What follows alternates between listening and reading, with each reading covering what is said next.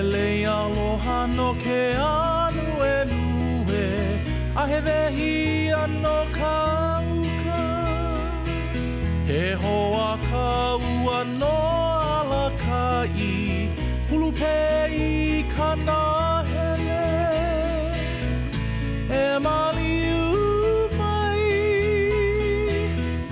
I ka leo kupuna, ma ke ala o ke onga. E hua ka I kilohana, e kulia I ka du.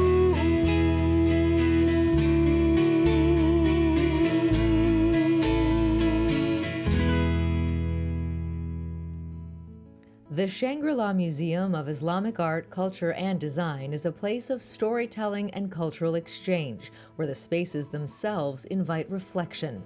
In this quiet corridor, we meet Marisa Castuera Hayase, a leader shaped by her heritage and curiosity, and now entrusted with one of the largest philanthropic portfolios in Hawaii. What I tell people about what I do is that I get to partner deeply with community leaders that have such ingenious solutions for community well-being and health, and that my job and privilege is to find them, champion them, and resource them. As Vice President of Programs at the Harry and Jeanette Weinberg Foundation, Marisa is the first leader from Hawaii to oversee its work across the U.S. and Israel, directing more than $150 million a year in grant-making. Even with decades of experience in philanthropy, she says taking on this role felt like a bold step. I think for me it was a stretch to take on a role where I had a position of authority and I had to make decisions in a more resolute way and have more eyes on me, frankly. And I'm naturally a more private person. So for me, it has really highlighted where leadership intersects with personal growth and development, and that we try to rise to occasions to be of service. And in doing so, sometimes we have to confront our own edges and also to be okay with being wrong. I think for high-achieving people, especially people that overcome hardships, sometimes the pathway to do that is to say, I have to be right all the time. I have to be perfect all the time. I have to never make mistakes. And we, I think, need to give ourselves more room and more grace for being able to make mistakes and still seeing ourselves as successful. Her achievements were shaped by humble beginnings, with a father born in Mexico and a mother raised in Waimanalo, who together built a life in California. Tell me about your relationship with Hawaii growing up. You grew up in California, but your family is originally from the islands. My dad was born in Mexico, but he had a scholarship to study in the United States. And he studied at Cal State Long Beach, and afterward decided he wanted to be a Methodist minister.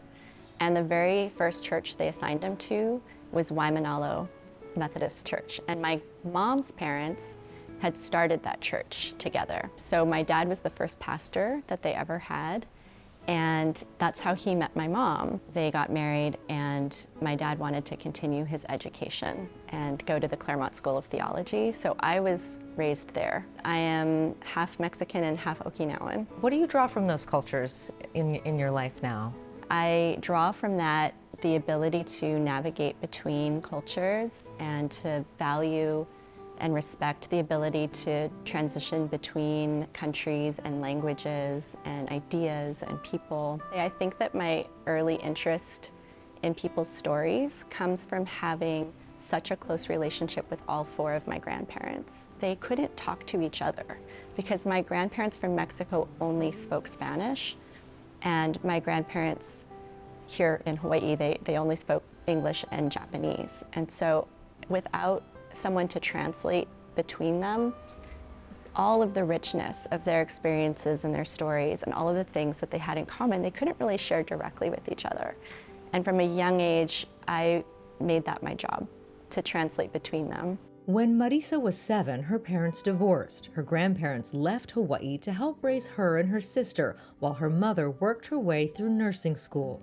And it was really incredible for me to see my mom set a goal for herself and to study with her and do homework together at the kitchen table. And when she graduated, I was 13 years old and I got to go and celebrate that with her. And she worked so hard, even with my grandparents there to help her. She worked at Wendy's and she worked long shifts, in fast food to pay for nursing school. What did that mean for you, 13, and seeing your mom have that accomplishment? I get emotional thinking about it. I remember exactly where it was. It was in this large pavilion in Los Angeles, and they had a big stage and there was an orchestra. I felt so proud. And it really gave me a sense of what it means to set a goal and work toward it and have a supportive team around you to help you achieve that goal.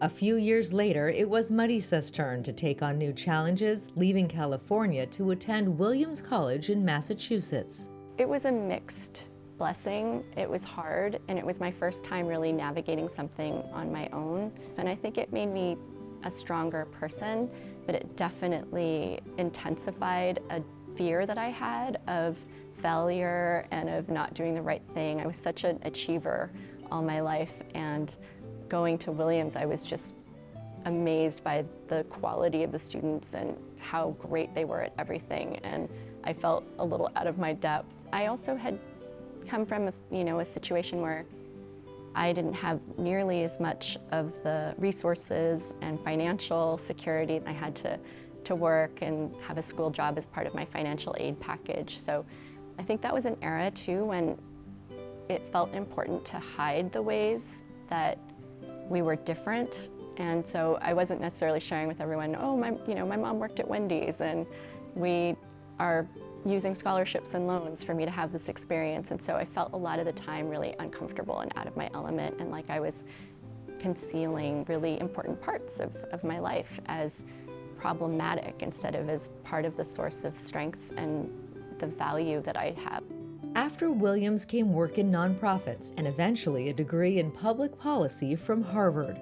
You go to Harvard and then hold a series of jobs. I'm curious to know, at what point did you feel like you were leading? I felt like I was leading when I finally understood that amplifying other people's stories is a form of leadership, and that leadership doesn't have to be about control and about top-down decision-making, that it can be about cultivating spaces for people to share their stories and to work together and find common ground across great difference, something that I've been interested in since I was a child. Still ahead, Marisa comes full circle, returning to Hawaii on behalf of a family that once left and dedicating her life to service here. That's when A Leader's Journey continues. Waimanalo has always been part of Marisa Hayase's story, a place her mother and grandparents called home, where she now returns to reflect. Walking on the beach, my husband and I do that regularly, and we try to bring our kids along as well. It calms us down, it puts us in a mindset of, I think, the reciprocity that people talk about as such an important value in Hawaii, because we can experience, if we observe this area, just all of the ways that the places around us thrive on interdependence. And we need all of these pieces, right? We need the sand, we need the water, we need the fresh water, we need all of the native vegetation, and then we need all of the people to see themselves as part of that system. So I love the chance to reground and reconnect. Although she grew up in California, she says local Hawaii values shaped her upbringing. When my grandparents moved from Hawaii to go take care of my sister and I, they brought with them so many practices, traditions, and values that I now can look back on and say I really cherish that as a part of what they gifted me with. Even though I didn't grow up here, I was fortunate to be raised by Hawaii people. My grandpa kept fishing, one of his loves in life, and he built a smoker that he put on our lanai, and he built it out of an old refrigerator. So we had this refrigerator on our lanai that was constantly smoking, and people would stop by and say, "There's a fire in your house, are you okay?" And we had these practices that are normal here that over there, were different. And So coming back to Hawaii, it just felt like so much like home, even though it wasn't a place that I was raised in. I felt like, oh, this is what I know. That is so interesting, this idea that you're raised in another place, but you're raised by the people of this place. And so those values are really ingrained from such a young age. Yes, yes. So after my grandpa smoked all the fish he caught, he would wrap it in newspaper and he would pass it out to the neighbors and to all of our friends. And that idea of we feed our community that I know he practiced here in Waimanalo, he brought that to Claremont, California. And my mom as well would always say, oh, are you going to go visit your friend? Take something, make sure to take something. And not everybody else was doing that. And I just love now looking back on it, knowing that the idea of we are all dependent upon each other, we share what we have. I mean, I just love this idea that when you move here, everything feels familiar, right? Yes, yes, absolutely. And you realize, oh, this is home. And my mom had always said when we were kids growing up, I should have raised you girls in Hawaii. And then we come here and I understand what she means. It's a kindness and a joy and a value of giving and measuring wealth by how much you can give instead of how much you have. What I find so interesting about your story in particular is that we talk a lot about outmigration in Hawaii, right? Families who leave Hawaii for the continent and what we lose when they go. And what's interesting about your family is that they left for opportunities on the continent, and your family achieves the dream of the keiki returning, right? Tell me about that return for you. I'm so lucky that I had a pathway to return to Hawaii. And now my mom lives here too. She moved back to be closer to my kids, her grandchildren. Her pathway home opened 20 years ago when she was asked to move from the Bay Area to help pilot a local nonprofit.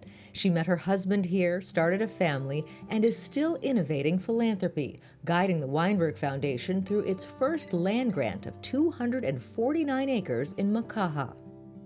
We have worked with Ma'o Farms to do a joint ownership for a couple of years that will transition to full ownership of Ma'o for stewarding that aina and using it for food security for the community as well as housing. And we think that over their long history, they've shown that they really know how to build what their community needs. And that's such a different model than just writing a check to do that co-stewardship. Yes, it is. And the people that really know how to care for aina and place and each other, I think are the perfect people to be in the seat of stewarding and making decisions about that land. It's a new way of working for us, and it's one that I think meets the moment. What's the most challenging thing about being a leader for you? For some people, taking risks and flying high and falling down and disappointing people and having catastrophic failures is something that just rolls off their back. And say a startup fails, you start another startup. And that fails and you start another one. And someone I talked to who regularly works with seeking investors said, oh, people actually will invest more in you if you fail because they know that you're closer to your next success statistically. And some people have that mentality naturally, and I think for me, I've had to really cultivate a sense that it's okay to fail, it's part of the learning, and it makes us stronger in the long run if we can turn it into a learning and growth opportunity. What I appreciate about what you shared about failure is that I think so many of us think that we have to be perfect, and once we're not, then it's all over. Right? Like you've made a meal and now you've put too much salt and it's too late. But life's not like that, right? You put too much salt in life, you can add some more sugar and make it work out. What do you tell your kids about failure? I think my husband and I are both pretty demanding of our kids, and we could do a better job at making sure they know that failure is part of the journey. And I do tell them, the most important thing is that you try. And that when you do feel like you haven't hit the mark, that you have a safe space to come and talk about that so that we can talk together about what else can be done. I heard a great story about a family where every single day the dad asked at dinner, tell me one way you failed today, and made it a game and made it something positive and reinforced that he wanted to focus on that because he wanted them to have at least one failure every day, because it meant that they were taking risks and doing more important thinking and innovating than they would if they were cautious about making mistakes the whole day. Coming up, how leading in Hawaii can be both a gift and a challenge, and the advice Marisa carries with her into every room. Marisa Hayase's own experience, growing up with divorced parents, raised in part by her grandparents while her mom worked her way through nursing school in a community who cared deeply about her family, all shapes the way she shows up for others. So I just really understand that we had a lot of help and that our community had a safety net just in the way it was structured. Nobody said, you know, you're less than everyone else because you need help. It was just a given that, you know, community comes together and everybody needs help sometimes. And it wasn't, you know, you're needy or I only see your deficits. So that gave me a real appreciation that I bring to my work today, that everybody needs help sometimes, and our communities and our systems should be designed in a way where they see your strengths. Because it mattered a lot to me that someone said, I see your strengths and I see how much you can be in the world and do in the world, and you deserve to be invested in. So, you know, even though we had that period of struggle economically, we had so many people helping us. And I just think we need to recreate that for everyone, because not everyone has that. She's learned that leadership sometimes requires shifting what we value, recognizing strength in perspectives that others might overlook. I'll tell a quick story about local leadership that for me was a real aha moment for my own leadership. I was a part of a group of funders that was looking at how we could help more local kids apply for U.S. forestry jobs, because some of these jobs were about a deep knowledge of and connection to place, and there were youth from those places that just had that in their bones. We had a group of local people that applied, and none of them had an application that progressed to the next stage. The woman that was running the cohort of local applicants called the U.S. government agency that was hiring and said, can you help me understand more about why these applications didn't progress through the system? So they said, if people don't score themselves high in the area of whether they're an expert, their applications don't advance. So you have to have a 4 or a 5 out of 5. She went back to them and said, how did you score yourself here? And they said, well, I'm not an expert, only kupuna are experts. And had the humility to say, there's always more that I can learn, and there's always more that we need to know. And because of that beautiful, I think admirable local perspective, they were actually being penalized in the job application process. So she had to tell them, in this case, what this means is, do you know more than the average person on the street about this? And that was what it took to get their applications to the next level and to get interviews for those jobs. And so having the ability to step back and say, sometimes our strengths can, in other people's eyes, be a weakness, but we know their strengths. How do we help the system really see us and see what we can contribute? What's something that's challenging about leading in Hawaii? I think what's challenging about leading in Hawaii is also one of the things that's really wonderful about leading in Hawaii, which is that we have such a closely knit together community, and we can bring people together in one room to look together at solutions and to collaborate. And that's something that not every place can do. The difficult and challenging part of that can be that sometimes we don't have the honest and difficult conversations that we really need in order to move the needle, change the status quo, and find a way to have those conversations instead of avoiding them because we know that that person's brother's cousin's auntie is teaching our kids' 3rd grade class, and that it's better just not to rock the boat. So I think we need, to support each other in finding that room and that elasticity and belief in our relationships with each other, and that they're strong enough to withhold the complicated conversations that we need to have a Hawaii that is home to all of us and not just some of us. How do you push yourself to be the one to speak first and to be the one to step forward? It's practice, just like anything else that's hard. It's practicing it regularly until it becomes more of a habit. And it's interesting that you asked me that, because I was just having a conversation today with our executive team at the foundation about just letting them know honestly that it's something I'm working on, and telling them I might overcorrect. And you probably noticed that I'm talking first a lot more lately, and if I overcorrect, I need you to tell me, but this is my goal. My goal is to share what I'm thinking and to be more direct, and to do that more often. What's a quote or maxim that you return to when things are tough? I have something I do that my friend Mahina coached us on when she was teaching a meditation practice, and it's 3 long, slow, deep breaths. And the first one is a breath for Aina, and the second is a breath for community, and the third breath is for self.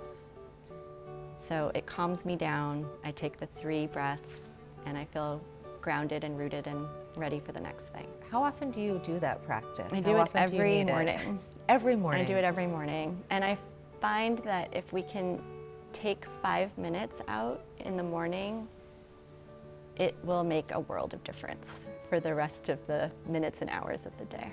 What's the best piece of advice you ever received? I had the opportunity to work with a coach in Seattle who was an Aikido master, and I know nothing about Aikido. And the idea was, in 3 days, he was going to use Aikido to help me understand my leadership style. And at the end of the 3 days, he sat me down and he said, the founding fathers of the United States of America stole the idea of democracy from the Iroquois Confederacy. They took everything from that model except for one thing, which was when there was a tie or an impasse or a conflict that they couldn't resolve through democracy and consensus, they would bring in the grandmothers. And the grandmothers were seen as having the ability to look back and forward at the same time, with generations of health at the center of their decision making. And then he turned to me and he said, my dear, you have to become a grandmother before your time. And that was both advice and it was a call to action. And because I'm a more reluctant leader than some, it was advice that I draw on a lot when I feel like I don't belong in a room, or that my style of leadership isn't the right style for the moment. I go back to what he said to me, and I remember that this is a type of leadership and a type of perspective that is going to be valuable and make a contribution in the moment, and that it's time to step up and be that voice that sees other voices and that will think about generations of Kuleana. For Marisa, becoming a grandmother before her time means turning hardships into wisdom, grounding her leadership in care, and keeping future generations at the center of every choice. For A Leader's Journey, I'm Yanji Denise.